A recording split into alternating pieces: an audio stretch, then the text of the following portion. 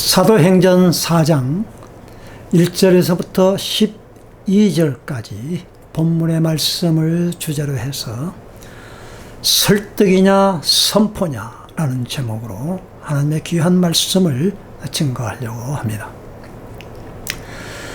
지난주 3장에서 나면서부터 안진뱅이 한 40여 세 되는 그러한 남자분이 성전 미문에서 구걸을 요청하는 그러한 구걸의 삶에서 베드로와 요한이 성전 문으로 정시 기도하러 들어가는데 주목하여 바라봄으로 인하여서 그 영혼을 불쌍히 여기고 예수 그리스도의 이름으로 일어나 걸으라 했을 때 벌떡 일어나 걸으며 성전 안에 들어가서 걷기도 하고 뛰기도 하며 하나님을 찬미하게 되어졌던 것입니다. 그리고 거기에 모여있던 많은 사람들이 전부 다 깜짝 놀라고 말았던 것입니다. 솔로몬 행각에 모여서 많은 사람들이 그 베드로의 설교를 듣고 3,000명, 5,000명 모여드는 그러한 산 역사를 보게 되어졌던 것입니다. 그와 반면에 그 예루살렘 성전의 경비대장과 또 대제사장들과 또한 그 종교 지도자들이 깜짝 놀랐습니다. 그런 한데 모여서 총회를 열어가지고 이 일을 어떻게 해야 되겠느냐 의논한 결과 저 사도들을 잡아 죽여야 되겠다라는 그런 결론에 이르게 되어졌던 것입니다. 그래서 베드로와 요한을 잡았습니다. 잡아 가두었습니다. 그리고 그 이튿날까지 그 사도들을 잡아 가두면서 그들은 이제 재판을 신문을 열게 되어졌는데 누구의 권세로 누구의 이름으로 이 일을 행하였느냐 그렇게 질문을 던졌던 것입니다. 오늘 우리는 두 가지의 하나의 엄청난 큰 세력의 배경을 가진 권력자들의 그 모습과 그들 앞에 체포가 되고 구금이 되어진 상태에 있는 두 사도들의 가련한 그러한 그 모습의 그 재판 과정을 보면서 얼마나 당당하고 얼마나 힘있게 그들이 그 권력자들 앞에서 말씀을 선포했는가라는 그 주제를 우리는 살펴보자 하는 것입니다. 누구의 권세, 누구의 이름으로 행했느냐라는 그러한 질문에서 베드로는 일어나서 그들에게 설득을 했던 것이 아닙니다. 그들의 그 변명을 했던 것이 아닙니다. 한번 생각해 보십시오. 얼마나 놀라운 일이 벌어졌습니까? 그리고 참으로 위대한 일 아니겠습니까? 또한 칭찬받아야 될 그러한 일이 아니겠습니까? 하나님께 영광을 돌려야 될 그러한 일이 아니겠습니까? 나면서 안진뱅이가 일어남으로 인하여서 하나님을 찬미하게 되어지는 그러한 광경 속에서 그들은 오히려 그 두 사도들을 데려다가 박수를 쳐주고 칭찬해줘야 할 그러한 분명한 일임에도 불구하고 온 백성들과는 대조적으로 그들을 잡아 가두고 구금하고 신문에 이르게 되어진 것이 바로 오늘날 이 세상의 배경과 같다라는 것입니다.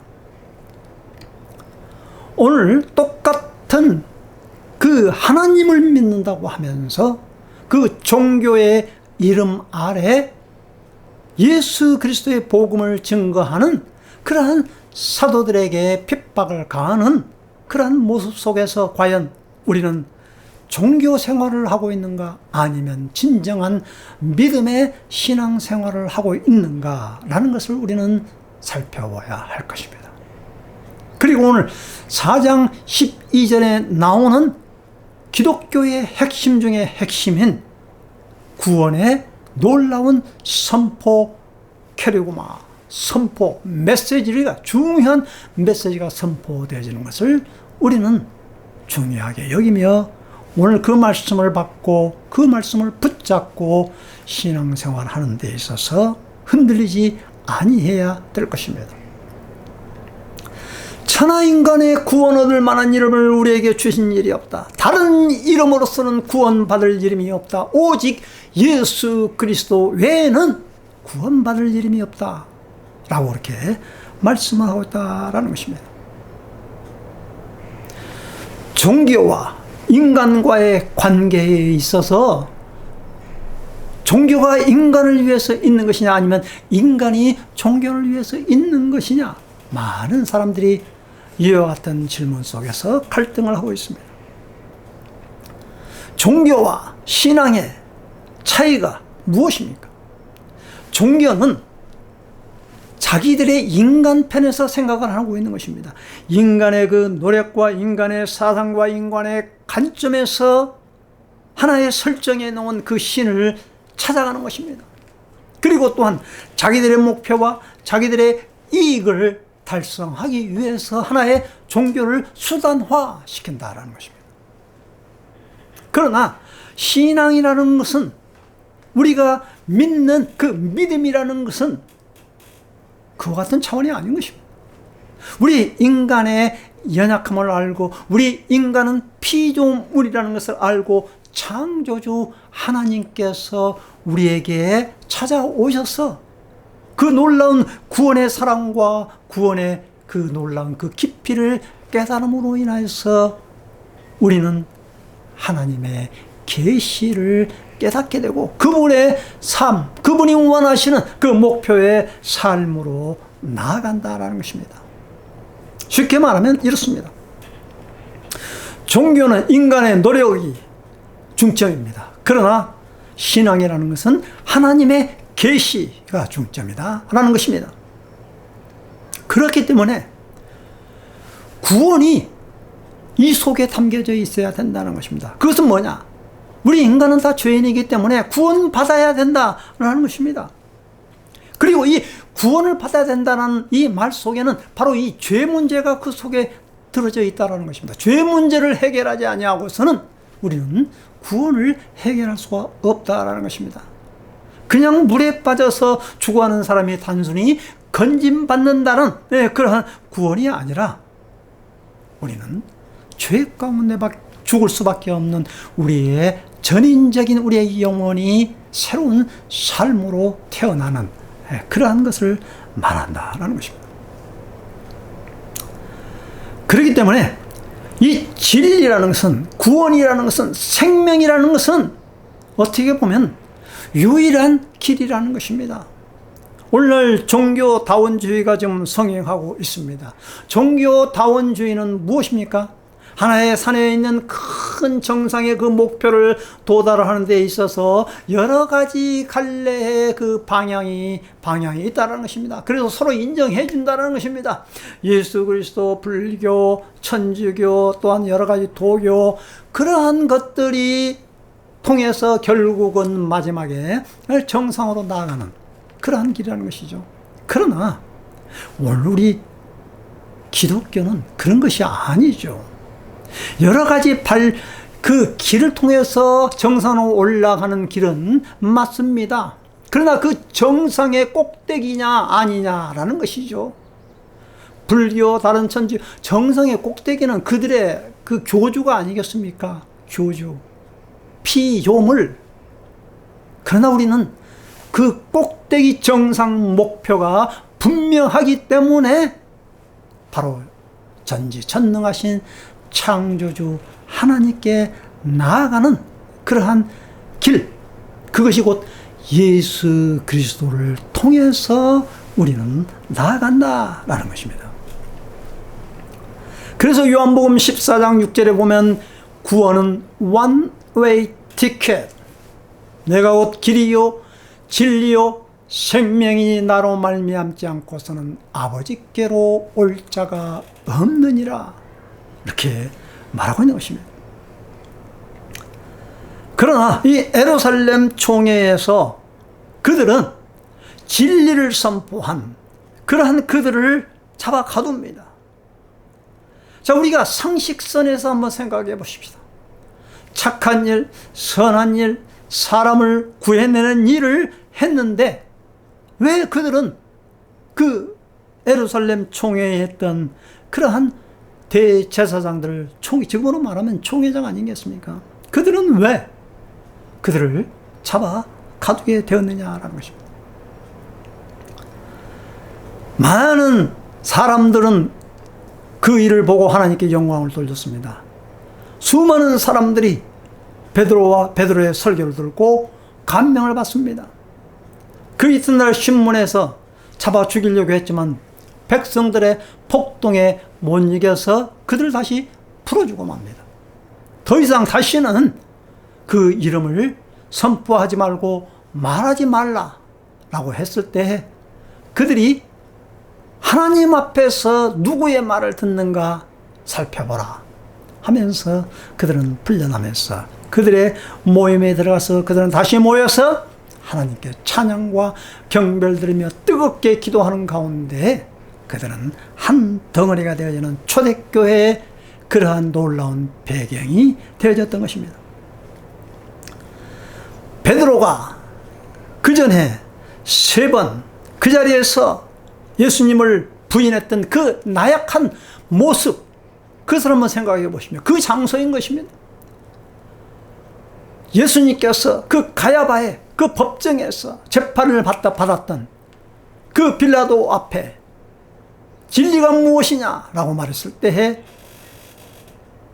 그들을 당황케 했던 그러한 그 장면, 그리고 연약한 그 여종 앞에서 너 예수 그리스도를 알고 있지, 함께 다니던 그와 같이 살았던 갈릴리 사람이 아니냐라고 물었을 때 아니다 저주하면서 또 부인했던 그 자리에서 베드로가 이제는 담대하게 선포했던 그러한 장면을 우리는 머리에 한번 떠올리면서 오늘 본 말씀을 우리는 잘 생각해 보아야 할 것입니다.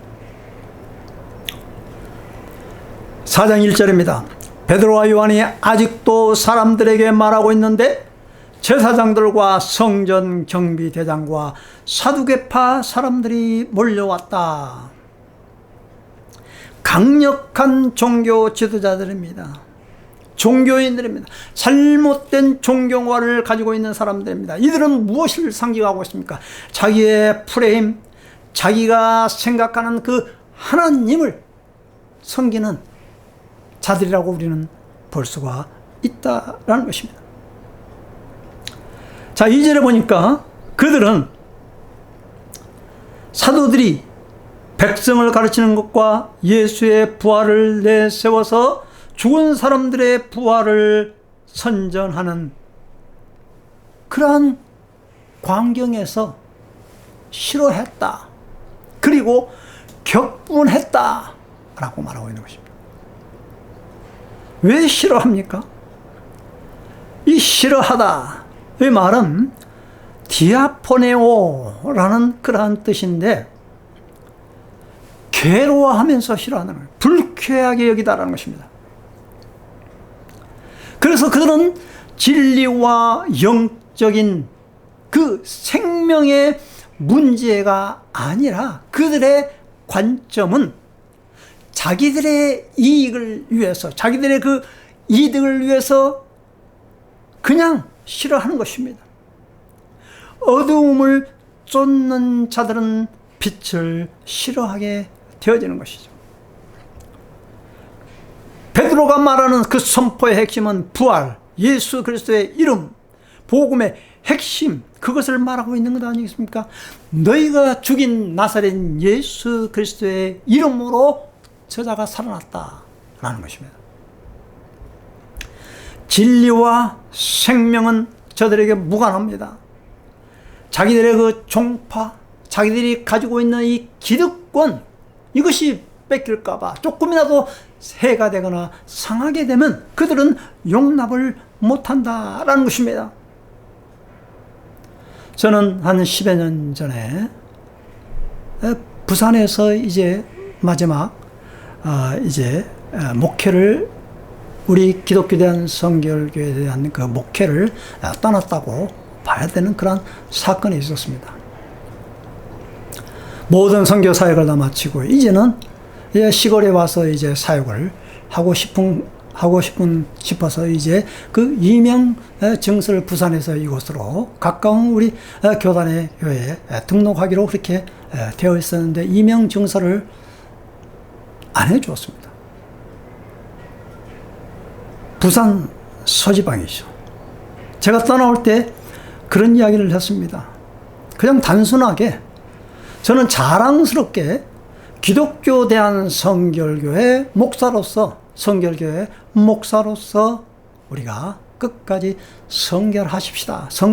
이 성결교회 목사가 이 성결이라는 단어를 그들은 싫어했습니다. 이 말을 하고 그들은 붕괴했습니다. 왜 그럴까요? 자기들은 성결하지 못해서 내가 성결했다, 그렇게 그들은 생각했을까요? 그 말이 도대체 왜 그들의 마음을 상하게 했을까요? 저는 붕 뜨고 말았습니다. 사과해라 이거예요.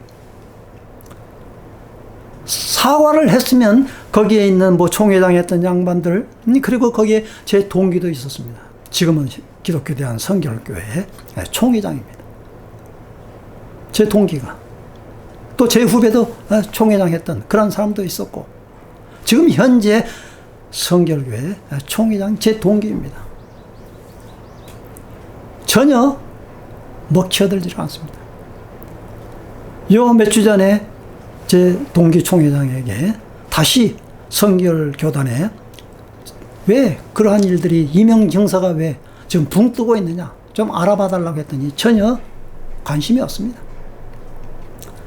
그렇게 학교 다닐 때 나에게 형님이라고 부르면서 따랐던 그 친구가 이제 총회장이 되고 나니까 전혀 관심이 없어요. 저는 기독교에 대한 성결교회에 대한 그 목사로서 지금 붕 뜨고 있는 그런 상태였습니다. 소속이 없습니다. 10여 년 넘게 찾아가서 제가 사과를 드리지 않았습니다. 왜 사과를 합니까? 성결교회 목사로서 성결합시다 라는 그 말이 그들의 마음을 그렇게 싫어한 거예요. 똑같은 거죠. 그들이 사도가 복음의 핵심의 메시지, 너희가 죽인 나사렛 예수 그리스도의 이름, 건축자들의 버린 돌이 성전의 모퉁이 돌이 되었다라는 것을 그들은 깨닫지가 못한다는 거죠. 자기의 기득권, 자기들이 가지고 있는 그런 하나의 그 권력의 핵심, 그 프레임에 조금이라도 누가 되면 가차없이 쳐내는 그러한 종교들이라는 것입니다. 아마 제가 머리를 조아리고 사과했더라면 기껏 해봐야 임원, 총회 임원 잘해보, 끝까지 올라가봤자 총회장 더 되겠습니까? 참 총회장이 그렇게 그들은 큰 권력이 되는 것처럼 말이죠. 참 그 어깨를 넓히는 것 보면은 참으로 우스울 뿐입니다. 자, 사도 4장 3절에 보면 사도들을 붙잡았으나 날이 이미 저물었으므로 다음 날까지 가두어 두었다. 그런데 사도들의 말을 들은 사람들 가운데서 믿는 사람이 많으니 남자 어른의 수가 약 5,000명이나 되었다. 어디에 갇혔습니까? 그들의 몸은 감옥에 갇혔습니다. 그러나 이 진리의 말씀, 생명의 말씀은 가둘 수가 없는 것입니다. 오히려 하나님의 이 말씀은 핍박 속에서, 어려운 가운데 진리가 자유케 하리라는 그 말씀 속에서 훨훨훨 날아서 온 세계를 향해서 복음을 증거할 수 있는 것 아니겠습니까? 아마 제가 교단에 속해 있다면 하나의 그 교단의 테두리 안에서만이 그렇게 생활할 것입니다. 자, 그런데 보십시오. 4장 5절에 보면 이튿날 유대의 지도자들과 장로들과 율법학자들이 예루살렘에 모였는데 4장 6절에 대제사장 안나스를 비롯해서 가야바와 요한과 알렉산더와 그 밖에 대제사장의 가운데 속한 사람들이 모두 참석하였다. 그들은 사도들 가운데 세워놓고 이렇게 물었습니다. 그들은 도대체 무슨 권세와 누구의 이름으로 이런 일을 하였소? 하나님을 믿는다고 하지만은 그들은 진정한 삶 속에서 믿지 않는 겁니다. 나사렛 예수를 인정하지 않고 죽였습니다. 예수를 죽인 자들, 그것은 곧 구원이라는 이 놀라운 생명의 자체를, 하나님의 놀라운 창조주의 그 계획을 자기네들만 소유하는 것처럼, 자기네들의 그 전유물처럼 그렇게 생각하고 있는 것 아니겠습니까? 그러나 진리는 가둘 수가 없는 것입니다. 어떻게 보면 우리가 이 신앙생활 하는 데 있어서 종교생활과의 큰 차이점은 있다면, 이 핍박이라는 것은 우리의 삶에 있어서 필수 과목이라고 볼 수밖에 없는 것입니다. 핍박, 고난, 진리를 말하게 되면, 옳은 말을 말하게 되면 진리를 쫓지 않는 사람은 싫어할 수밖에 없다라는 것입니다. 오늘 제가 이 10월에서 이렇게 이런 유튜브를 통해서 좀 말씀을 선포하고 있습니다. 어떤 사람은 참 우습게 생각하는 사람들도 있을 것입니다. 그러나 이것이 이제는 이 자동 번역기가 있어가지고 온 세계에 자기네 나라 말로 들을 수 있는 그 번역기, 그걸 누르기만 하면은 자기네 말로 알아들 수가 있습니다. 전 세계를 향하여서 이 복음의 메시지를 들을 수가 있다라는 것입니다. 얼마나 감사한 일입니까? 그리고 이 조그만 동네에서 제가 이제 조그만 그 운동을 제가 전구를 참 좋아했습니다. 이 전구 때문에 빠져가지고 제대로 또한 하나님의 말씀을 게을리한 적도 있습니다. 이곳에서 이 동호회 활동을 하는 가운데 또 잘렸습니다. 한 의원이라는 사람에게 그 사람을 지지 아니했다고 해서 제가 잘렸습니다. 그 사람, 다른 사람을 지지했다고 해요. 사과하라 이거예요. 그것도 제가 못하겠다고 그랬어요. 그러니까 받아주질 않아요. 그래서 그것도 또 정부도 마음대로 못하고 이제 또 나오게 됐습니다. 그래서 이제는 저녁에 제 아내와 함께 조용히 이제 산책길에 도전하고 있지 않습니까? 이 얼마나 모든 것이 다 하나님의 은혜요, 하나님의 섭리요, 하나님의 계획이라는 것입니다. 아마 제가 정부에 잘리지 않았다면 그러한 그 대회에 참석해서 이 복음 전하는 이 예배도 소홀히 하게 되어졌을 것입니다.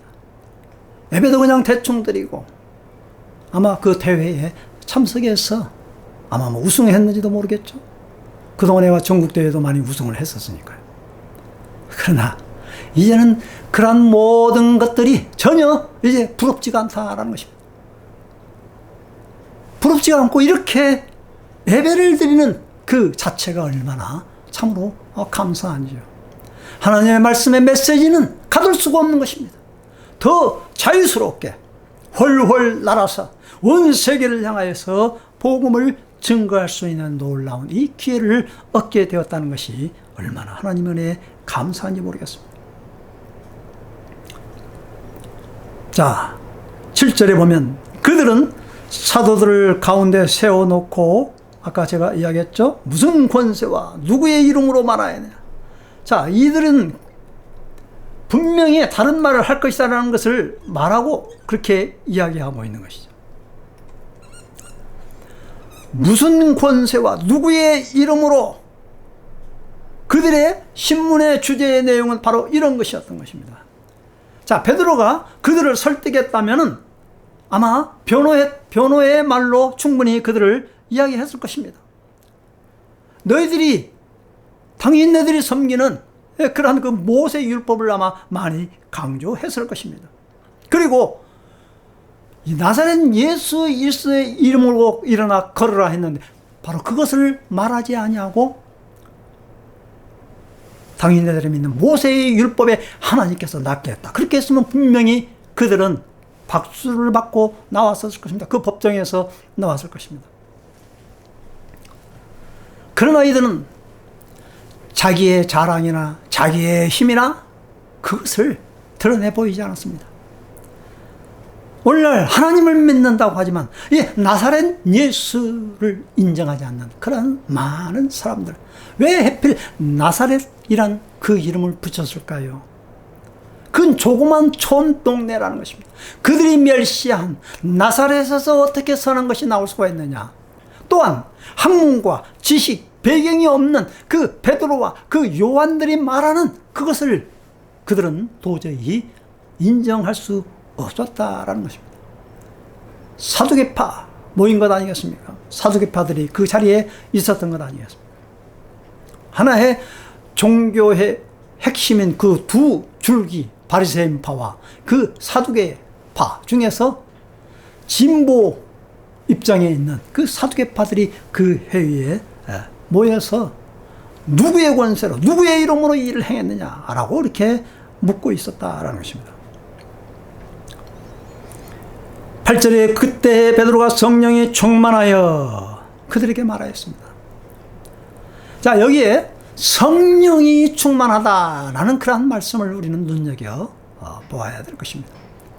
신앙생활, 성령의 충만함이 없이는 우리는 두려움에 빠지게 됩니다. 우리의 말하는 것도 두려워하는 그런 말을 할 수밖에 없는 거예요.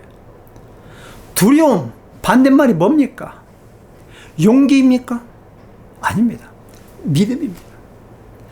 진정한 믿음, 살아계신 하나님, 나사렛 예수 그리스도의 이름, 그 믿음에 대한 확신이 있는 사람은 두려움 없는 것입니다. 믿음이 그 두려움을 이긴다라는 것입니다. 성령에 충만하여 그들에게 말하였습니다. 백성의 지도자들과 장로 여러분, 우리가 오늘 신문을 받는 것이 병자에게 행한 착한 일과 또 그가 누구의 힘으로 낫게 되었느냐 하는 문제 때문이라면 여러분 모두와 모든 이스라엘 백성은 이것을 알아야 합니다. 이 사람이 성한 몸으로 여러분 앞에 서게 된 것은 여러분이 십자가에 못 박아 죽였으나 하나님이 죽은 사람들 가운데서 살리신 나사렛 예수 그리스도의 이름으로 힘입어서 된 것입니다. 11절에 보면 이 예수는 너희들 집 짓는 사람들에게는 버림받은 돌이지만 집 모퉁이의 머릿돌이 되신 분입니다 라고 이렇게 말씀을 선포하고 있는 것입니다. 자, 여기에 이 머릿돌, 건축자들의 버린 돌이 집 모퉁이의 이 머릿돌이 된 사건, 바로 예수 그리스도를 그들은 내쳤습니다. 그러나 성전에 모퉁이 돌이 머릿돌이 되어졌다라는 것입니다. 이 세상 사람들이 버리고 채찍질하고 잘라내버린 것 같지만은 그것은 온 세상 사람들에게 구원의 메시지를 선포하는 그러한 계기가 되는 것입니다. 모퉁이의 머릿돌 캡할레고니아스, 이 머릿돌, 쐐기돌이라고 말하죠. 키스톤, 가장 중요한 건축물에 있어서 가장 모퉁이에 있지만 그 돌이 없으면 다 무너져 버리고 마는 가장 중요한 돌이 되어졌다라는 것입니다. 어부 출신입니다. 학문이 뭐가 있었겠습니까? 제사장들이 그 천하게 여긴 그러한 그 어부 출신들, 그리고 갈릴리 출신들이 와서 한 이야기가 그들의 귀에 들어오겠습니까? 그런데 보십시오. 4장 12절에 보면 이 놀라운 메시지, 이 예수밖에는 다른 아무에게도 구원은 없습니다. 사람들에게 주신 이름 가운데 우리가 의지하여 구원을 얻어야 할 이름은 하늘 아래에 이 이름밖에 다른 이름이 없습니다. 구원의 놀라운 이름, 헬라어로 오노마, 이름, 네임, 모든 사람 이름이 있습니다. 심지어는 반려견도 다 지금 이름을 짓고 있는 것 아니겠습니까? 심지어는 자기가 사랑하는 그 애마들도 그 아무런 생명이 없는 것 같은 그러한 굴러다니는 그러한 두 바퀴 가지고 있는 그러한 물체도 다 이름을 지어주고 있습니다. 이 오노마, 온 세상을 구원한 그 놀라운 이름, 구세주의 그 이름 오노마, 다른 이름으로는 구원받을 수 없다라는 것입니다. 그러고 나서 베드로는 계속해서 설교를 합니다. 너희가 죽인 자 예수 그리스도께서 부활했다라는 것입니다. 바로 저들을 향해서, 죽음을 코끝에 매달고 사는 저들에게 지금 그 한순간에 그 권력의 눈이 어두워서 생명의 진리를 선포하는 저들을 잡아가두는 그 어리석은 저들에게, 안전뱅이가 거린이 치유받는 그러한 사건을 통해서 교회의 놀라운 대부흥의 역사가 일어나게 되어졌던 것입니다. 구원은 사람 속에 있지 않습니다. 구원은 물질 속에 있지 않습니다. 오로지 생명을 창조하신 분 안에 있는 것입니다. 이제 말씀의 결론을 드리고자 하는 것입니다. 이 세상은 설득해가지고 되는 세상이 아닙니다. 이 세상은 자기의 잘못을 지적한다고 해서 항복하는 그러한 세상이 아닙니다. 오로지 주 예수 그리스도의 생명의 말씀은 남에게 설득되어지는 그런 일이 아니라 선포되어진다는 것입니다. 케르그마, 지난번에 저희 집에 어떤 그 이단들이 와가지고 복음을 전한다고 해서 제가 들으라고 했습니다. 차를 대접했습니다. 제가 그런 이야기를 했습니다. 수학 공식처럼 몇 장 몇 절 그렇게 자꾸 꺼내지 말고 정말 메시지를 읽을 때 감동이 있느냐, 그 감동이 있으면 그 이웃에게 복음을 삶 속에서 전해라. 예수 그리스도의 복음의 메시지는 선포인 것입니다. 우리의 삶이 곧 메시지인 것입니다. 오늘날 우리가 신앙인의 큰 혼돈 어디서입니까? 고난 속에서, 고통 속에서, 그리고 사고 당하면은 이걸 자칫 잘못 해석하면은 넘어지고 만다라는 것입니다. 왜 제대로 삶인데 고난이 임하게 되느냐?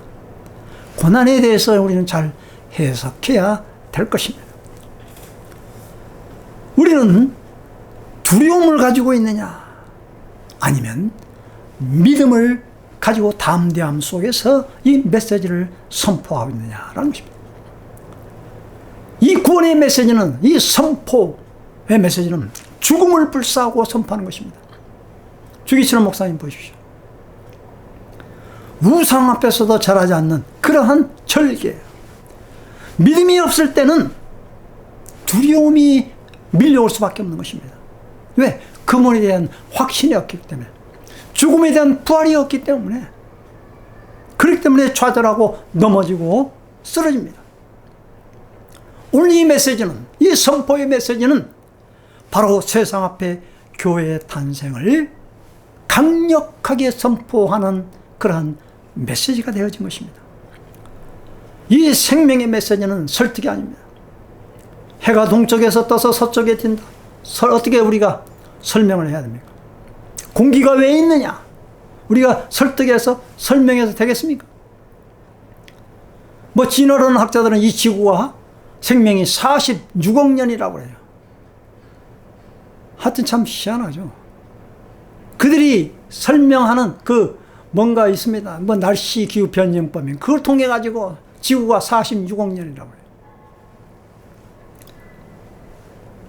세상의 가치는 무엇입니까? 물질 더 중요하게 여기는 것입니다. 예수님께서 한 지방 거라사인의 그 지방에 들어갔을 때 귀신 들린 자를 고쳐냈습니다. 그 귀신이 돼지떼에 들어갔을 때 그 돼지떼가 다 사망하게 되었습니다. 그 지방에 있는 동네 사람들은 누구나 다 알고 있는 그 귀신 들린 그 청년이 살아남에 있어서 박수를 치고 환영해야 되는데 그들은 예수님을 내쫓았습니다. 왜? 주님보다 그 살아난 귀신 들린 고침받은 그 청년보다도 돼지 떼가 더 중요했기 때문인 것입니다. 오늘날 교회와 세상의 다른 점이 무엇입니까? 생명의 복음의 메시지가 있습니까? 우리 생명의 복음의 메시지를 우리는 두려워하며 떨며 많은 사람들에게 선포하는 데 있어서 주저주저하고 있습니까? 우리들의 삶이 곧 메시지요. 우리들의 삶이 곧 선포인 것입니다. 오늘 이러한 마음과 각오로 이 세상을 강하고 담대하고 흔들림 없이 살아가십시다. 베드로는 그 많은 군중들 앞에 권력자들 앞에 두려워 떨지 아니하고 진리의 복음의 메시지를 담대하게 선포함으로 인하여서 오늘날 이 교회가 탄생되어진 것을 우리는 알 수가 있습니다. 우리의 삶이 바로 이러한 삶으로 선포의 삶으로 나아가시기를 주님의 이름으로 간절히 축원드립니다. 기도하겠습니다.